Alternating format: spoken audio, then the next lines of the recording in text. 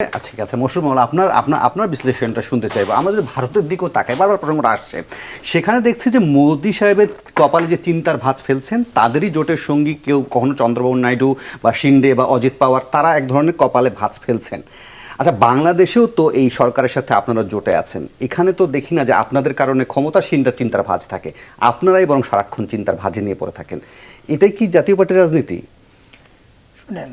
আর একটা ছোট যোগ করে, যেটা বলছিলেন ন্যূনতম নির্বাচনটাও থাকলো না, আপনি তাই মনে করেন? দেখেন, সাকিব ভাই কিছুক্ষণ একটা কথা বললো না যে বিরোধী দলের আন্দোলন করার কোনো মুরাদ নাই।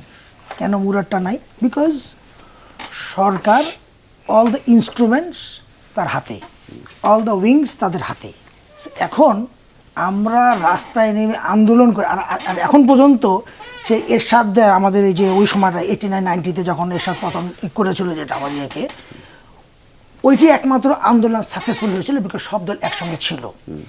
এরপরে আমার মনে হয় না যে কোনো দল রাস্তায় আন্দোলন করে জ্বালাও পোড়াও করে সাকসেসফুল হয়েছে। এটা আসলে কোনো হয় নাই। এটা অলওয়েজ আপনার হলো ইন্টারন্যাশনাল কমিউনিটির একটা, যেটা বললে আমরা তৃতীয় শক্তি, সে তাদের একটা ইয়ে থাকেই, ইনভলভমেন্ট থাকে। সেই ইনভলভমেন্ট ছাড়া কোনো দিন আজ পর্যন্ত আন্দোলনে কেউ সফল হতে পারে নাই। আর আপনি যেটা বলছেন যে ইয়ের কথা যেটা বললেন যে ভারতের জোটের কথা বলছেন, দেখেন ভারত হলো ওয়ার্ল্ডের মধ্যে one of the biggest Democratic country এখন পর্যন্ত। এখন তার মধ্যে this is the first time আমরা দেখেছি মোদি এই যে কন্টিনিউ করছেন। তো মোদি উনি যে কন্টিনিউ করছেন সেই হিসেবে আমাদের এখানে একটা ইনভলভমেন্ট, যদি এখন বলি বাংলাদেশ জিও পলিটিক্স অনুযায়ী মোদি যদি থাকে, তাহলে আমাদের এখানে একটা প্লাস পয়েন্ট, মানে আমাদের এই গভর্নমেন্টের একটা প্লাস পয়েন্ট একটা আছে। ঠিক সেরকম বিএনপিও চাচ্ছে মনে মনে যে এটা এই গভর্নমেন্ট, মানে মোদি গভর্নমেন্ট কন্টিনিউ না করে, অন্য কংগ্রেস যেন আসে।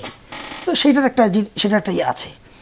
তো চিন্তার ভাঁজ আপনি যেটা বললেন, আমাদের তো আসলে আমাদেরকে যেভাবে এখন রেখে দেওয়া হয়েছে, যেটা বলা হয় এটা ওয়ান চায়না পলিসি, এটা এখন হচ্ছে one Awami policy.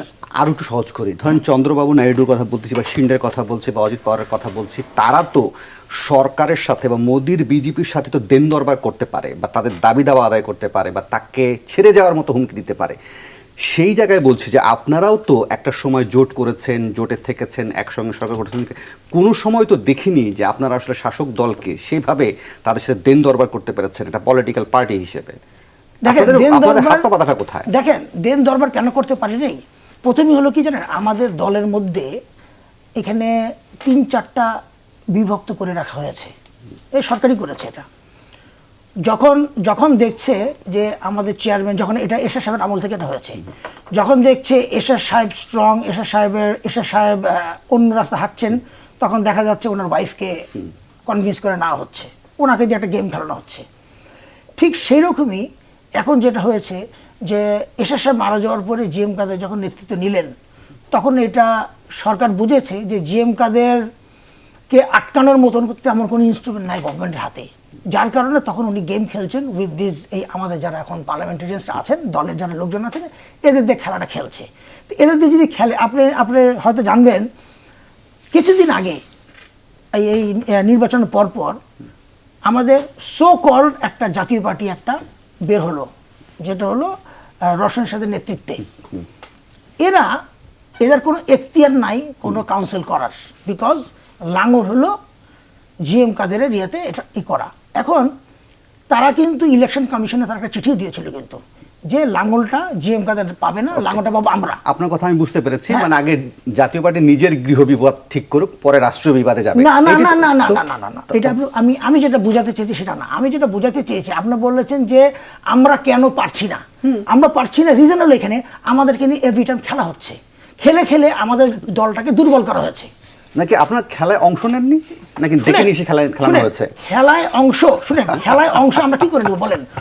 Each and every time আমাদের নিয়ে আমাদের দল ভাঙার যদি একটা সরকার প্রক্রিয়া করে, আপনি একটা মজার জিনিস শুনবেন, আমি আপনাকে বলি জিএম কাদের হলো না না না না, না, এই জায়গায় বলতে বিএনপির কথা অনেক ভাঙার চেষ্টা না না হয়েছে। ঠিক আছে শুনেন, জাতীয় পার্টি এত না, না, ঠুনকো হয়ে না, যায়, ঠুস করে না, ভেঙে না, যায়। আমি জাতীয় পার্টির কথা আপনাকে বলি না, আমি আপনাকে না একটু এইটুকু বলতে হবে আমাকে। জি জিএম কাদের হলো জাতীয় পার্টির চেয়ারম্যান, ঠিক আছে? বঙ্গভবন থেকে দাওয়াত পায় চেয়ারম্যান হিসেবে কে জানেন? রওশন এরশাদ। সেক্রেটারি হিসেবে কাজী মামুন। আর জিএম কাদেরকে দেওয়া হচ্ছে লিডার অফ দ্য অপোজিশন। তাহলে তার মানে কি জাতীয় পার্টি নিয়ন্ত্রণ করছে কি সরকার? আগে নিজেরা একত্রিত হওয়া উচিত। যাই হোক, আপনি জানি না আপনি কি বলবেন, জনাব।